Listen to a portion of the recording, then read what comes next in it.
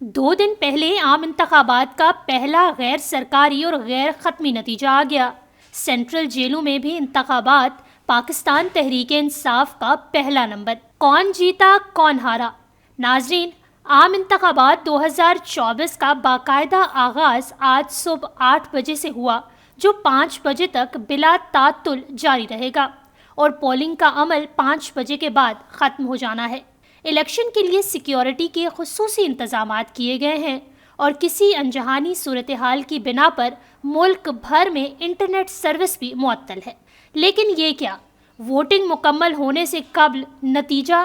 جی ہاں، ایڈوکیٹ اظہر صدیق نے ٹویٹر پر postal ballot کا نتیجہ شیئر کر دیا۔ انہوں نے لکھا کہ ڈیرہ اسماعیل خان کے سینٹرل جیل کا رزلٹ جے یو آئی کی کفیل نظامی 523 ووٹ لے کر کامیاب ہو چکے ہیں۔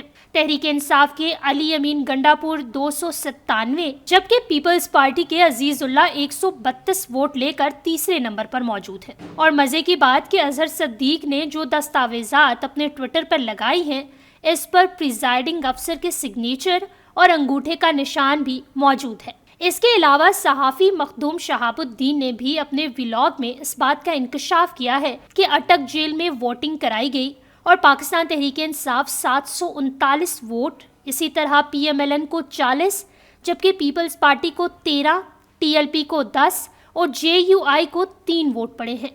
ڈیرہ غازی خان کے حوالے سے بات کرتے ہوئے مخدوم شہاب الدین نے بتایا کہ ڈیرہ غازی خان کی جیل میں بھی پی ٹی آئی کو 327، جبکہ نون لیگ کو 30 ووٹ ملے ہیں۔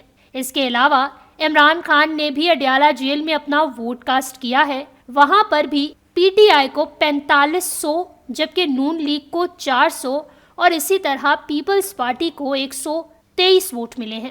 مخدوم شہاب الدین نے اپنے ولاگ میں ان نتائج کو غیر سرکاری اور غیر ختمی قرار دیا ہے